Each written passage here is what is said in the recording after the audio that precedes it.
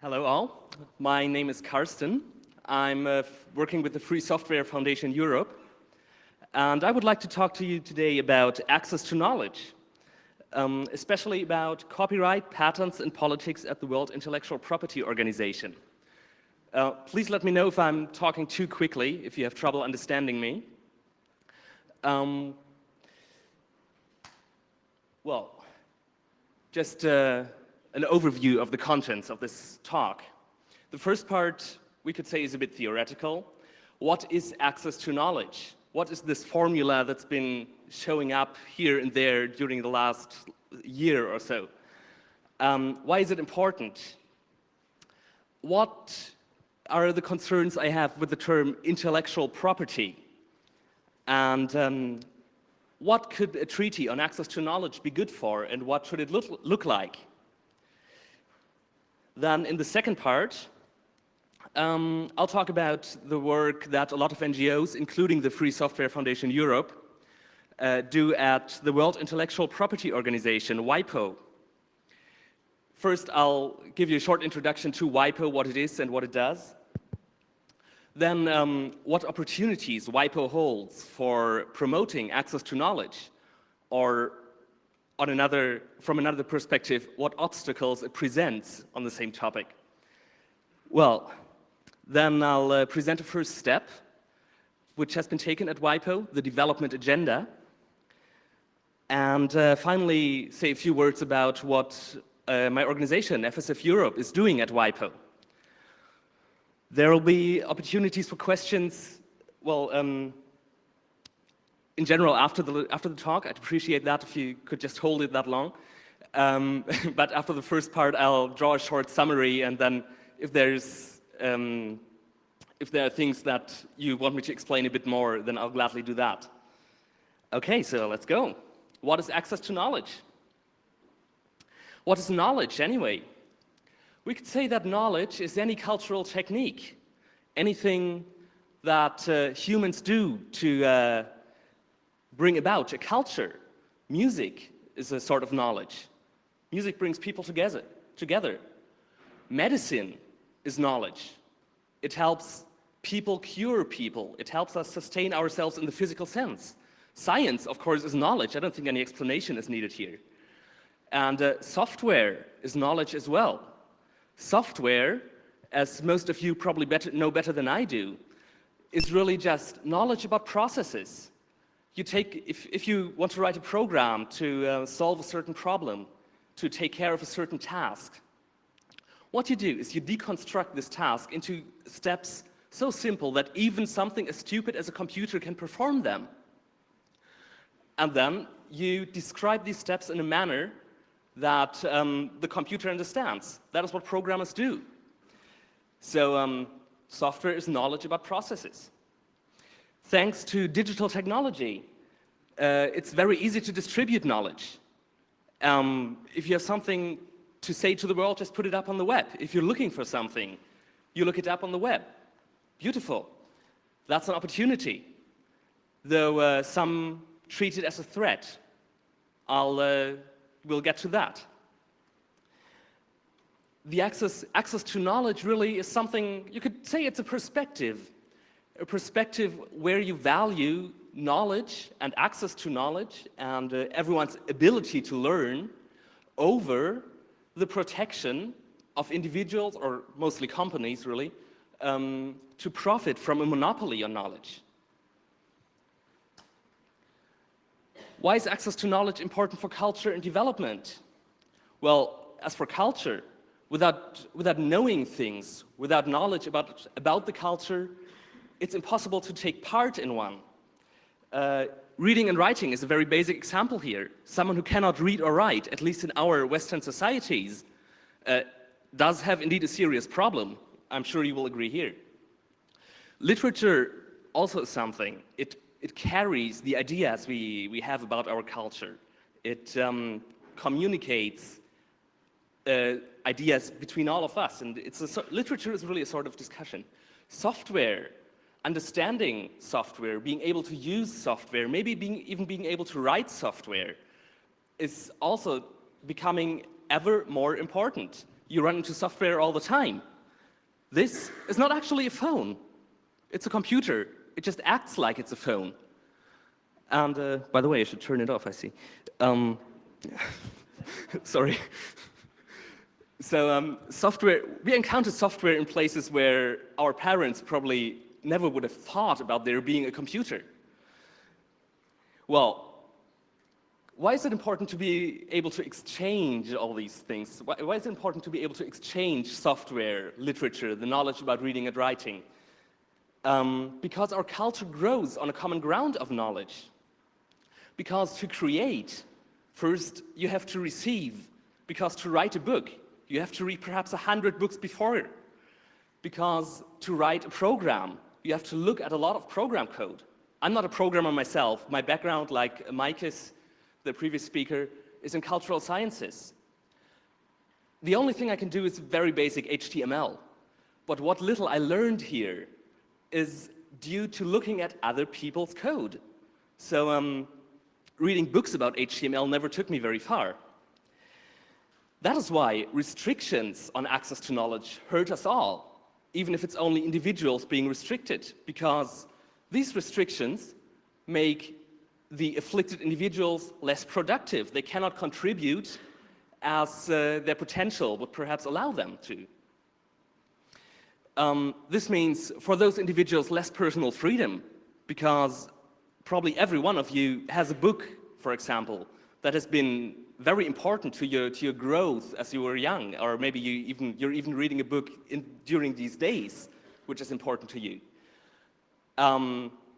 So if you wouldn't have had or wouldn't have access to that book, you'd probably be lacking something.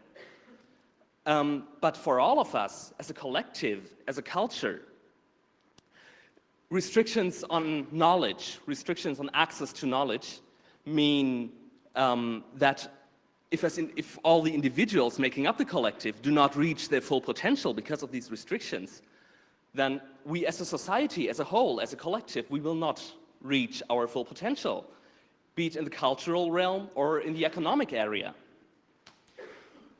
Much the same goes for development, although here, access to knowledge can quickly turn deadly. Developing countries suffer a lot more from access restrictions than we do, because in the Western world, in the rich countries, in case of doubt, we can buy our way out of restrictions. We can buy a license. We can buy a book. That is something that many people in developing countries just can't. It's not an option for them, because they have to buy food first. So, for example, even if a developing country or a least developed country manages to print a school book, manages to set up this rather complex process, would manage to distribute the books through the schools, they might run into trouble when it comes to paying the licenses for the educational texts they want to use. There might just not be the money for this kind of thing. Even more dramatic and even more obvious is the lack of money in the area of medicines. If the best example really is AIDS medication, where there is still an ongoing struggle between the pharma companies and NGOs helping people, most of all Médecins Sans Frontières, excuse my French, Doctors Without Borders, who are running an Access to Essential Medicines campaign. Because, for example, maybe if you've run into this, at the end of the 90s, South Africa realized that they were suffering from a most severe AIDS problem. And what they didn't have the money for was buying the medicine to at least, while you cannot cure AIDS, you can sort of soften the impact. And so South Africa went ahead and said, well, you know, there's AIDS medication, but it's patented. And the pharma companies are charging way too much money for the license to use the patent. So what we do, we declare a national emergency and go ahead producing this regardless of the patent. That's what they did. And the pharma companies went to court and sued South Africa. They eventually had to pull back the suit because of international pressure, because of the pressure that Doctors Without Borders and other NGOs created. So, you know, medicines can be produced very cheaply. It's not hard to make a pill. What's hard is to know what to put into it and how exactly to manufacture this active component. And that's what the patent is on. So if you're able to produce and distribute medicine at marginal cost, meaning only the cost of producing the pill, not the cost of the license, you as a developing country, no, developing countries do have great advantages then.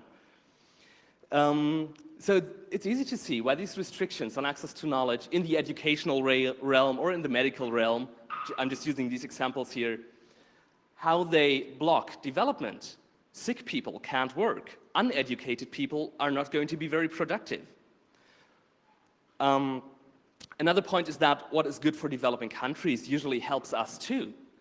If it's easy to get permission to use copyrighted material in education, education will get a lot more interesting and rich, even here, because our schools do not have too much money either. It's not as bad as in Zimbabwe, say, but still. So generous fair use, this is what it's called if you're given sort of leave from copyright, if you're allowed something to use something even though it's copyrighted. And alternative licensing models like the GNU licenses, the GPL or Creative Commons licenses are potentially very useful because they permit us all to access knowledge. But how is access to knowledge regulated? Those of you, who has heard the two preceding lectures? Just raise your hands, please. Okay. Now I'll just do a short introduction then. So I'm talking about mainly two modes of regulation on access to knowledge here. One is copyright or author's rights, Urheberrecht. The other would be patents, because that's those are the ones that have the most impact. Copyrights, to start with, go for text, for music, for software, and give economic and sometimes moral privileges to the creator of a work or to the copyright holder who has bought the copyright from the creator, which is much more often the case. For example, music companies buy the copyright from the creators of the music and then hold the copyrights. That is why I'm going to refer to them as rights holders. Copyright protection now lasts in Germany 70 years.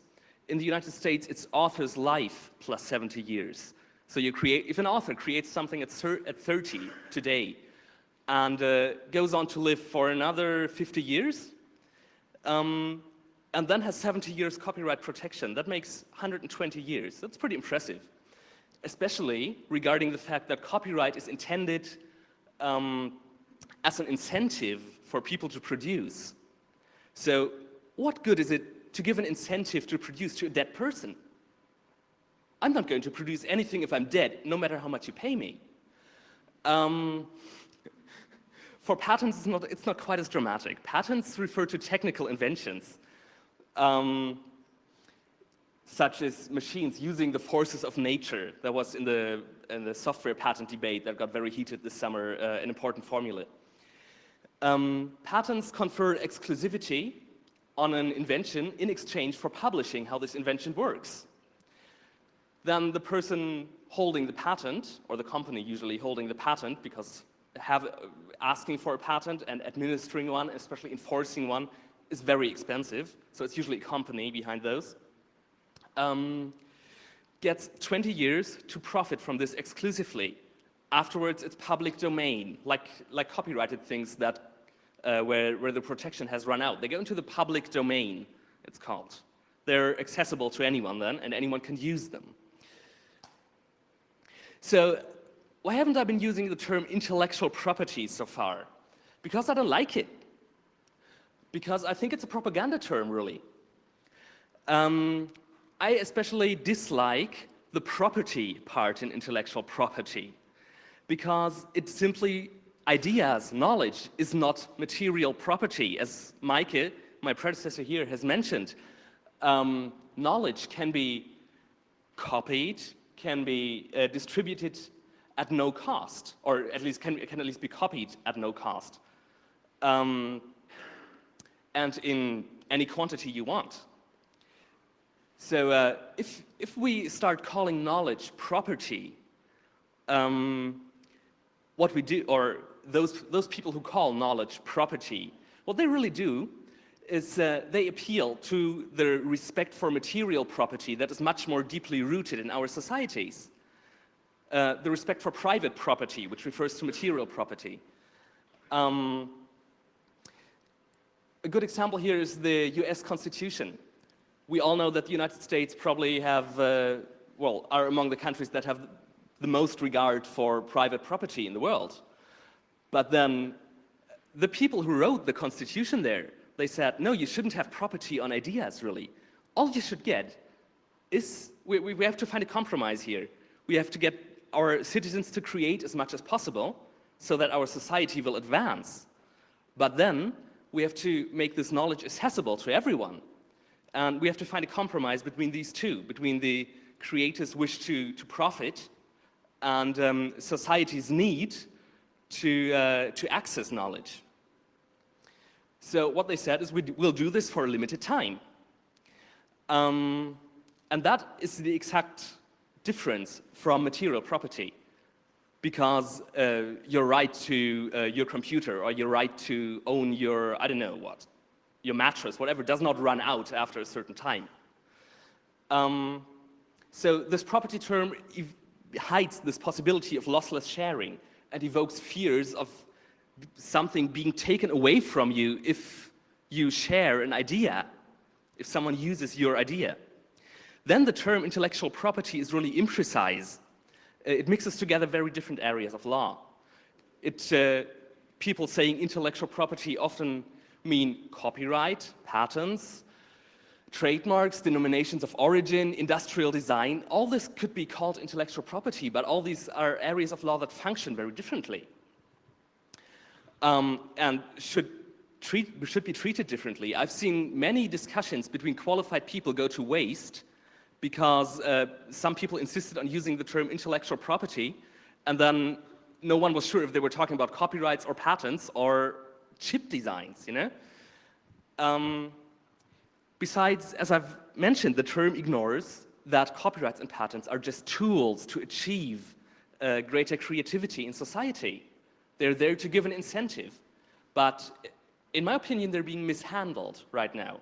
They're being handled or changed too much in the favor of the rights holders, and the aspect that they're really there to benefit the public has been almost forgotten. So what is intellectual property then? Let's say it like this. It's monopoly privileges. A copyright is a monopoly privilege given for a certain time. A patent is a monopoly privilege. That's important to remember. So where do we want to go? FSF Europe is among a group of organizations working for a treaty on access to knowledge. This treaty would, if all goes well, be an international treaty at the United Nations level, much like the TRIPS treaty I'll mention in a second, to put the public first, to get patents and copyrights back to their original function of fostering creativity instead of just being a tool for profit. There's nothing wrong with profit, don't get me wrong, but society has to come first. So this treaty would create a legal base to protect cultural freedom. It would be a sort of TRIPS in reverse. Who of you has heard of TRIPS treaty? Who of you has actually read a bit of it? All right. Then I'll just say a few words on that. The TRIPS stands for Trade-Related Aspects of Intellectual Property Rights. It's a treaty signed in roughly 1995 by the members of the World Trade Organization. And it sets minimum standards for monopoly protection. It says, for example, all the countries that have signed this treaty have to have copyright durations of 50 years, minimum. They can go above it if they choose. It says, for example, all the countries that have signed this treaty have to have patent protection of 20 years. All the countries signing this treaty have to provide for legislation to enforce these monopoly privileges. And this slide is supposed to be a very, very short comparison of the TRIPS treaty and the proposed Access to Knowledge treaty. While TRIPS sets minimum standards for monopoly protection, the Access to Knowledge treaty would set minimum standards for access to knowledge. And so the TRIPS treaty, in setting minimum standards, says you can always go above it. You can extend the duration of copyright. You can restrict even further what normal people with not-for-profit motives can do with copyrighted material. The Access to Knowledge treaty, which on the other hand say you must provide a minimum of access. And if you choose to, as a country, if you think it's beneficial to your society, you can go and give more access and give less protection to the monopolies. The durations are just one example, but they're the most clear. That's why I'm using it here. Very important also, the TRIPS treaty puts down all the required mechanisms for monopoly protection. It says you have to have this kind of institution, you have to have this kind of law that allows rights holders to enforce their monopoly privileges. While the Access to Knowledge treaty enumerates the required freedoms, it says you have to allow your people to do this and that and that and that with the material. But if you manage to give all these permissions and still tighten monopoly protection, then fine. But you have to give these permissions. That's the end of part one. I'll just to summarize. I hope to have made the point that access to knowledge is essential for culture and development, because knowledge is really what integrates us into a culture. Then that the term intellectual property is really a mistake. It really refers only to monopoly privileges on ideas. And this is why we need why we need a treaty on access to knowledge to protect our cultural freedom from restrictions like those of the TRIPS treaty and from restrictions that are much stricter, the so-called TRIPS plus treaties, which are coming right now. Because the rights holders, above all companies like Time Warner, Sony, B&G Universal, etc., say, well, we need more protection to be able to, pay our bands more, which really means pay our managers more. And that is why we need treaties that have the TRIPS protection plus something. So it's the TRIPS plus treaties. Okay, any questions so far? Yes?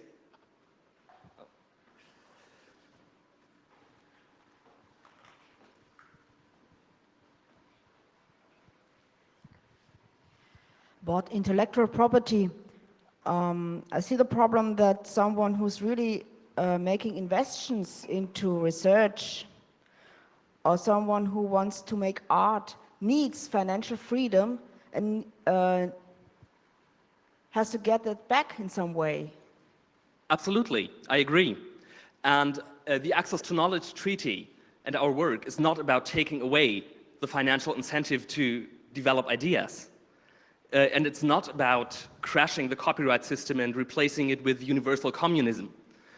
But it's about rebalancing copyright. It's about, and the balance of what copyright is used for, especially copyright and patents, has shifted, in our view, too far in the rights holders' favor, because they have the lobbies.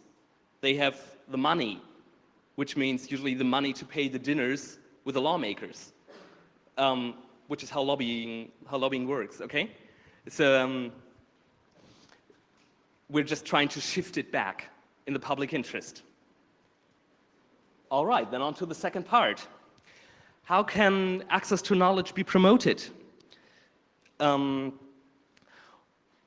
example, by individuals or by NGOs. There's different possibilities. You can talk to rights holders. You can go to them and say, look, there's this new thing, it's called, for example, Creative Commons, and it's really cool. And you could, if you adjust your business model in the right way, you stand to profit a lot from this. So, and we could explain them how. And some of them might actually pick up on it. It's much more obvious in the software range, where there are indeed many small, medium-sized companies that do, for example, GNU Linux support. You can talk to lawmakers, the people who make the framework for the economy and the framework for the culture, and ask them to please take account of the public interest, and not only of the interest of big rights-holding companies. And you can go where the initial push on the lawmakers comes from, which is usually the United Nations. And in the area of intellectual monopoly rights, it's WIPO, the World Intellectual Property Organization, which, well, just to introduce you to this organization, which is not exactly well known. It's a specialized United Nations agency, for example, like the UNESCO, which is much better known, which is there for education. WIPO is there for intellectual monopoly rights. A specialized UN agency dealing with treaties on monopolies on ideas. It grew from the offices that administered the Paris and the Berne Convention. Both conventions stem from the end of the 19th century. And concern copyrights and patents, respectively. WIPO sees as its mandate, I quote, to promote the protection of intellectual property throughout the world. If you look at this closely, you will see that it's about protection and intellectual property. They're pushing, the direction of their work is really just to tighten the enforcement of monopoly privileges. They're not about access, at least not until now. They're about restricting access to knowledge as far as possible, about turning knowledge, making knowledge scarce, so that you can put a better price on it. What does WIPO do? What is in its tasks? It drafts and administers treaties on intellectual monopoly rights. The TRIPS treaty would really have been something for WIPO.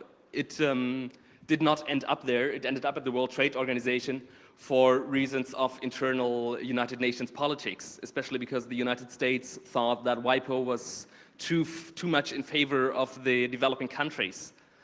Well, which might tell you where the WTO stands.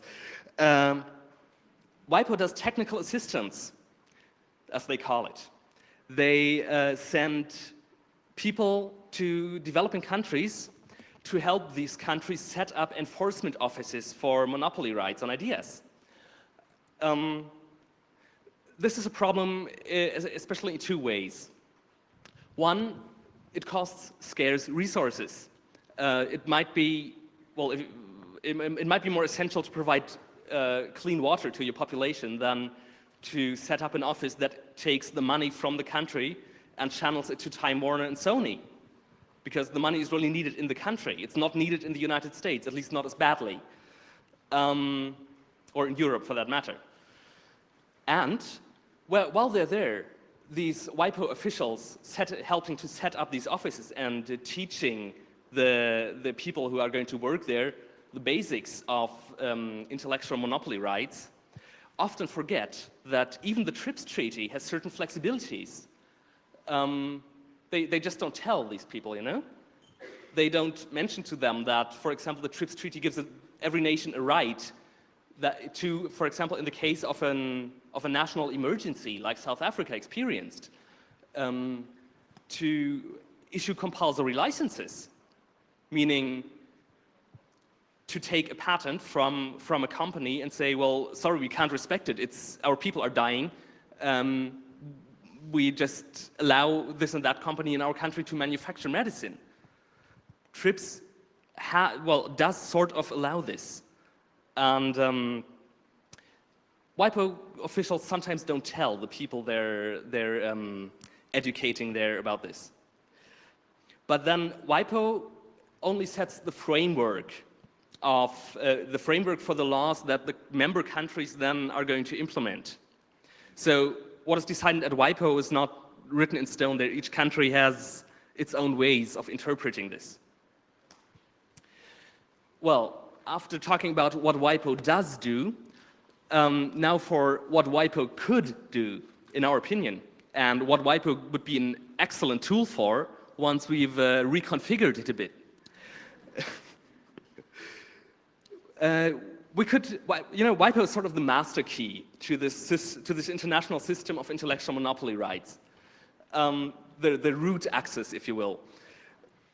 If we could get WIPO to implement corresponding treaties, like the Access to Knowledge Treaty, we could get it to put public interest before individual profit. We would not have to fight this out in every single of the 180-something countries that populate this world. No, it would just, one organization would do. We could stop the TRIPS Plus treaties.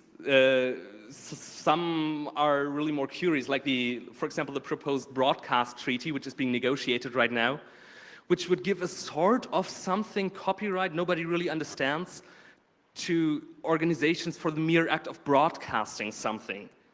So if I'm a radio station and I have an author coming to me saying, look, I got this great feature and I have the copyright in it, would you please broadcast? We negotiate a treaty. I, as the radio station, broadcast this. Fine, that's how it works today. And then under the broadcast treaty, the author would retain his copyright, but I would also get a sort of broadcast copyright in whatever I broadcast there, and this would immediately create a thicket of laws, a thicket of rights that no one would be able to manage. The only people to profit from this would be lawyers specializing in intellectual monopoly rights. Even broadcasting organizations have said they don't want this. We could use WIPO to shorten copyright duration the world over. So while TRIPS says you have to have a minimum of 50 years of copyright protection, an Access to Knowledge Treaty says, there's a proposed draft, says you can only have a maximum 50 years of copyright protection. If you choose to go below it, fine. This is the sort of limit we could implement there. We could put limits on patentability. We could end the software patent debate once and for all. Also, there's no need to patent medicines, really. India, for a long time, has only protected them by copyright, and went quite well. Patents on life are another debatable matter. And we could stop the criminalization of copyright infringement. Today, if you infringe someone's copyright, you don't go to jail necessarily. Rather, they can come to you and say, well, you've infringed my copyright, I've lost money because of that, would you please repay that money? And you say, okay, here's your money. That's how it works, and sometimes there's a court in between, but not necessarily. The EU is handling one or two proposals where the mere act of unauthorized copying, which some people choose to call piracy, becomes a crime. So it's something you go to jail for.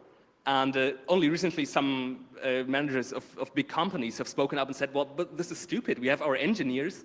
If they, for example, don't know the whole market and they develop a new idea, which someone else has had before, it happens, and we sell this, and we're unaware of the copyright, all of a sudden we're committing a crime. Our managers go to jail. This could create a problem.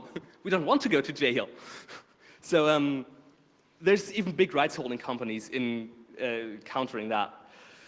Well, a first step now into WIPO, a first step towards access to knowledge, towards changing WIPO into an organization promoting access to knowledge instead of promoting ever more restrictive handling of intellectual monopoly rights, is the so-called development agenda. This is a proposal brought on by a group of countries, calling themselves the Friends of Development, led by Brazil and Argentina. I've listed some of the others here. Actually, by now, some 100 developing countries have signed on to this. And they say, we want to reform WIPO. We want WIPO to put more emphasis on the public interest instead of only looking towards ensuring the greatest possible profit opportunities for rights holders. And this could be done in a number of ways, which, the documents are online if you choose to read through all 100 pages. But, for example, promoting technology transfer. Having more open conditions for developing countries to make use of patents of the developed world. Or safeguarding public interest flexibilities, the way the Access to Knowledge Treaty would do. Actually writing down all those exceptions everyone is using every day, like the use of copyrighted material in education. That's very important. And then, finally, the development agenda says, well, WIPO should have its work reviewed, which is something that most organizations do. Companies pay a lot of money to consultants to review their processes because they know it's good for them. WIPO says, nah, we don't need this. No, we're doing it right. Don't. It would cost money to review, you know? What's happened with the development agenda?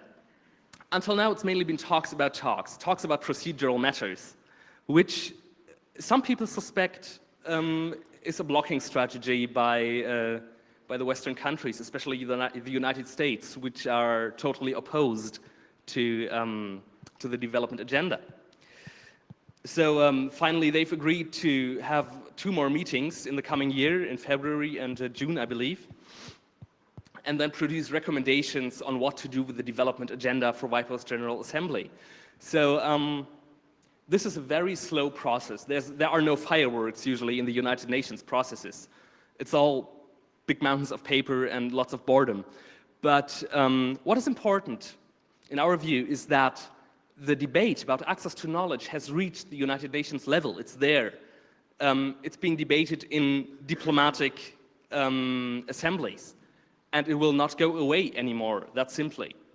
That is why the Access to Knowledge Treaty is important. Let's see what we have here. Oh yeah, that's why the Access to Knowledge Treaty is important, because it provides the draft that has been drawn up in May last year, provides a sort of rallying point for a lot of NGOs who came together to negotiate this draft and say, okay, this is what we need. We are the organization of blind people. We need this and that in the treaty. We are the organization of the hearing impaired. We need this and that. With the Free Software Foundation, we want, for example, a prohibition of software patents. So that's what this Access to Knowledge Treaty is good for. And we hope to take it much further. What does the Free Software Foundation Europe do at WIPO? We believe that free software is essential for access to knowledge. Maike, before this, has talked about free software and the digital divide. We believe that software, being codified knowledge, really should be accessible to all. And with the GPL and some other licenses, we have the tools to do it. Then we inform country and industry delegates about free software alternative models, because many of them have not actually heard that there is such a thing as free software. And we usually put on suits and ties and go all, and talk to them very nicely, hand them fancy cards and all that, because we want to, well, we want to show them that we're in favor of business if you just do it right. Then, well, improve the legal conditions for free software, like prohibiting patents, getting free software into WIPO's development work, getting WIPO to, in the way of technology transfer, teach developing countries about free software. That would be a great thing if they could just take on that task. And of course, we connect with other NGOs. That's how a good part of the Access to Knowledge Treaty came about, because all the NGOs met at WIPO and said, oh, look, there's something going wrong here. And finally, we want to turn WIPO from the World Intellectual Property Organization into the World Intellectual Wealth Organization, because we believe that really, there is a good place for such an organization promoting intellectual wealth the world over. Just to summarize this part, WIPO is the root access to international treaties on intellectual monopoly rights and access to knowledge. The development agenda is a first step towards the idea of access to knowledge, the concept of access to knowledge being recognized on a far greater level than before. And the Free Software Foundation Europe, together with many other organizations like the Electronic Frontier Foundation, like Doctors Without Borders, is working to turn WIPO into a world intellectual wealth organization. So what can you do? You don't have to sit by the sidelines. You can stay informed, at least. You can read about this. You can discuss this.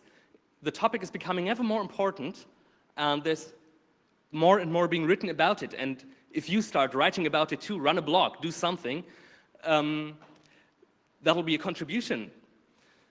You can lobby politicians and businesses. You can go to them and say, hey, look, this is what's important to me, or I have a software consultancy, and this is why, for example, we need laws that that leave space for free software, or this is why in public tender, free software needs a place. You can criticize the concept of intellectual property, because it's really a propaganda term, because it's not property, because it's a monopoly right, and there's no need to handle it as restrictively as is being done right now. You can pick your favorite public interest NGO and support it. We wouldn't mind, frankly.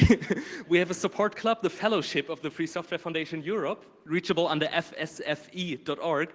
And with there's a yearly fee of, if you choose to pay full fee, 120 euros, minimum 60. And with these fees, it's been up for about a year now. With these fees, we've, for example, managed to hire someone working full-time for us in Brussels, which we just couldn't afford before. And this person has been very instrumental in the fight against software patents. You can promote alternative models, create and use free software, and create and use free content. Show your friends what's cool about free software. And you finally can explain the problem to two of your friends. Even if one forgets, the other one will carry it on. That was that. Questions, please.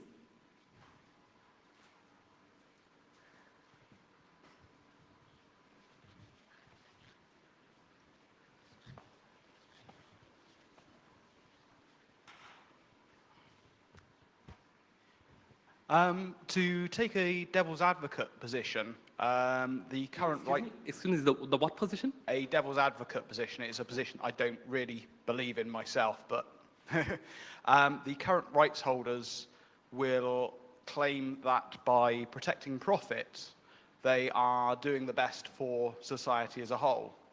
Does the FSFE have an answer to that attack when it will surely come up? In fact, we do, because it does quite frequently come up. At WIPO, where we are registered as permanent observers, a lot of pharma companies run this argument. They say, well, if we have stricter monopoly protection in places like India and places like South Africa, we can make a lot more money. This is what they actually say. And then, again, nothing wrong with making money, and then take this money and give it away by, for example, selling the medicine cheaper, which is quite intriguing to me, because why would you have to run the money through the company first? We could greatly simplify this process. Again, I'm fully convinced that research is expensive, and creativity needs incentives and deserves incentives. But we have to keep in mind that the public interest has to be the priority, that patents and copyrights are just tools, not ends in themselves.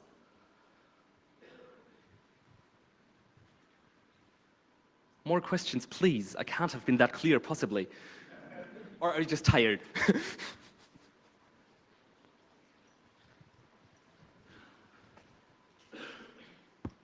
So picking up on the last question, what do you think would a model look like that protects companies in a way that they have an incentive to really put a lot of money into developing new medicine and solutions like that and still be good for everyone?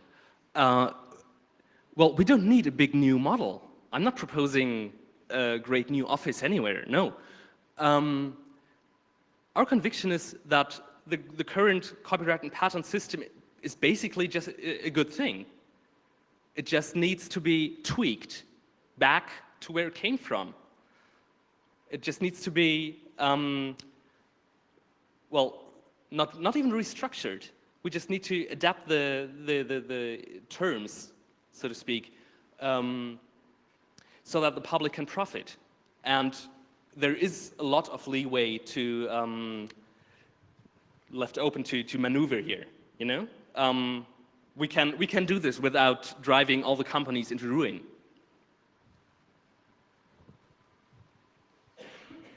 How does the Free Software Foundation Europe work?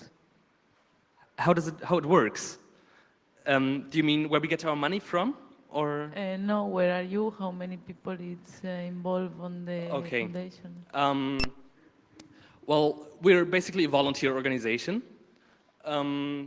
We started in 2001 and have since, well, we're a core team of maybe 12, 15 people, structured as a Verein in Germany, well, an association, a non-profit association. But we're a European network. So there's a General Assembly meeting once a year where people from all over Europe, I think it's 12 members in the General Assembly right now, come and decide on the administrative issues and take care of all the legal proceedings necessary for such an association. And then we have a lot of very, very helpful volunteers, mostly coordinated via mailing lists or the fellowship, who do, for example, translation work, who develop new ideas, new projects, and say, well, look, I've got an idea here, and I would like to support for it, and what could we do? We have, at the moment, I think, 4 full-time people. Our president, Georg Rewe, a press speaker, the person in Brussels, and, oh yeah, half an Italian chancellor. Well, he's, he's working half-time. So these are the people that get money, and the rest is working volunteer. So, and what really keeps us going is the great big pool of volunteers we're drawing from. There are, in most European countries, national chapters, more or less developed, that contribute a lot to our work. By the way, we're having a fellowship party on the 19th of January here in Berlin, in the New Thinking store, in case you know it. They have little flyers or booklets lying around here. You'd all be very welcome. I'd be glad to see you there.